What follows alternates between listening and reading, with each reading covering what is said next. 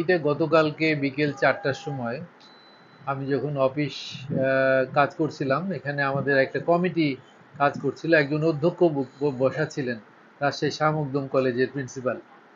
তো হঠাৎ করে তারা ঢোকে, প্রায় রুমের মধ্যে ঢোকে 20-25 জন, বাইরেও ছিল এরকম 10-15 জন। তো তারা এসে বলে আমরা একটা বিশেষ দলের পরিচয় দেয়, দিয়ে বলে যে আমরা এই এলাকারই ছেলে পেলে। আমি বললাম আপনাদের পরিচয় বলেন। বলছে না, পরিচয় দিয়ে কি করবেন, পরিচয় তো আমাদের এত মনে রাখতে পারবেন না। আমরা কিছু অভিযোগ নিয়ে এসেছি, আপনাকে এগুলো শুনতে হবে, আর আপনি এই অফিসে থাকতে পারবেন না, আপনাকে বেরিয়ে যেতে হবে। কেউ বলে পদত্যাগ করতে হবে, কেউ আরো অন্যান্য হুমকি দেয়। আমি বললাম আপনার অভিযোগটা কি শুনি। তখন ও বলতেছে যে আপনি আহ, আওয়ামী লীগের লোকেদেরকে আহ, শুধু এমপিও দিয়েছেন নিয়ম বহির্ভূতভাবে। আমি বললাম এমপিওর আবেদনে কি লেখা থাকে আওয়ামী লীগ বা বিএনপি বা জামাত বা অন্য কোনো দল, বা বিএনপির কি কেউ বা জামাতের কি কেউ এসে বলেছে যে আমরা এমপিও পাইনি? তো না, এত কথা আমরা বলতেও চাই না, শুনতেও চাই না। তো তারপরে তারা আমাকে বাধ্য করে আমার সাথে, আমি যখন তাদের ফোন করতে চাই তারা ফোন আমাকে তুলতে দেয় না। এবং একটা পর্যায়ে আমি তাদেরকে সরকারি পরিপত্র বের করে দেখাতে চাই এমপিও সংক্রান্ত, তারা সেটি হাতে নিয়েও পরে বলে যে এগুলো আমরা দেখতে চাই না, আপনি পরে আমাদের সাথে কথা বলবেন এই বিষয়ে, এখন আমাদের সাথে এখান থেকে বেরিয়ে যাবে। তো আমি তাদের পরিচয় আসলে সঠিক জানি না, এবং আমার জানার সুযোগ তারা দেননি। আমার অফিসের কর্মকর্তা যারা এর ইতিমধ্যে ঢুকতে পেরেছেন এখানে, তাদের সাথেও তারা একটু অশালীন আচরণ করেছে, এখানে আমার এডি সাহেবের সাথে করেছে। তো এক পর্যায়ে আমি দেখলাম যে আমার মান সম্মান নিয়ে আমার বেরিয়ে যাওয়াই ভালো। তো আমি বেরিয়ে যাওয়ার সাথে সাথে তারা, আমি যখন নেমে যাচ্ছি তখন তারা বলতেছে যে আমার পিয়নকে যে তালা লাগাও, চাবি আমাকে দাও।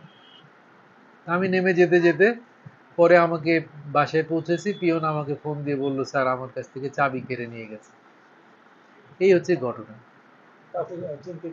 না, আমি কাউকে চিনতে পারিনি। আমি প্রথমেই তো বললাম যে আমি পরিচয় জিজ্ঞেস করেছি আপনারা কারা, ওনারা পরিচয় দিতে চান না। আমি ওনাদের কাউকে কাউকে দেখিনি। আর এই অফিসে আমি এসেছি জুন মাসের 10 তারিখে, এবং জুন মাসের 10 তারিখ থেকে আজ পর্যন্ত এমপিও সংক্রান্ত সব, মানে বেসরকারি কলেজের যে কোনো কাজ, পদোন্নতি, আপার গ্রেড, প্রমোশন, এগুলো নিয়ে কোনো অভিযোগ আমার ঊর্ধ্বতন কর্তৃপক্ষের কাছেও জমা হয়নি, আমার কাছেও জমা হয়নি, কেউ এসেও বলেনি আমাকে যে আমি এটি পাইনি।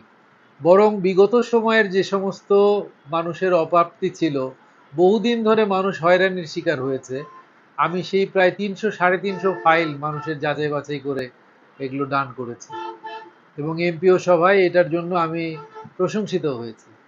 না, আমি আমি চিনিই না তাদেরকে।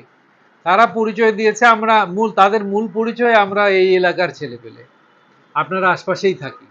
কিন্তু আপনার অফিসের অনেক স্টাফ হচ্ছে এই আশপাশের এলাকায়, হ্যাঁ। সেরকম ছেলে পেলে হলে তো তাদের অফিস না, স্টাফদের চেনা যাবে। আমাদের অফিসের, আমি কালকে তো চলে যাওয়ার পরে যখন এসে ঢুকেছি এই পর্যন্ত তাদের সাথে এই বিষয় নিয়ে আমি মিট করতে পারিনি। আমি এখন তাদের সাথে মিটিং করব, তারা, তাদের কাছে আরো কোনো তথ্য আছে কিনা আমি এগুলো জানবো।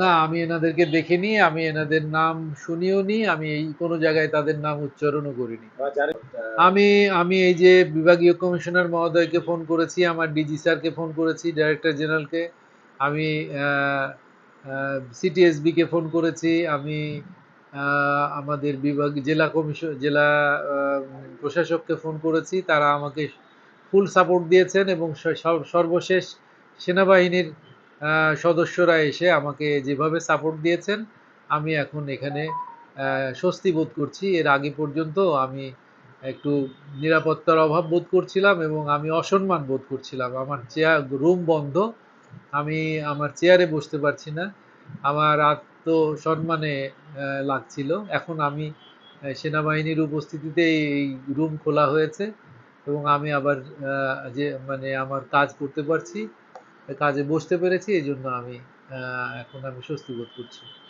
তবে কাউকে আমি চিনিও না, কারোর নাম আমার দ্বারা আমি বলিনি কোথাও।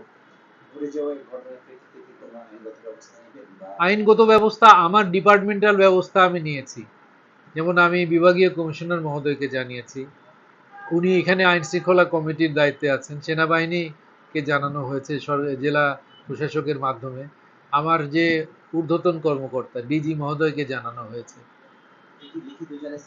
এগুলো সব লিখিত ছাড়া তো কোনো অভিযোগ হয় না, লিখিত অবশ্যই জেলা প্রশাসক মহোদয় আহ, উনি আমাকে অনলাইনে পাঠাতে বলেছেন, আমি অনলাইনে আবেদন পাঠিয়ে দিয়েছি এবং তার প্রেক্ষিতেই আপনারা কিন্তু মানে দেখতে পাচ্ছেন যে এই যে এখানে যে ব্যবস্থা নেওয়া হয়েছে সেটি।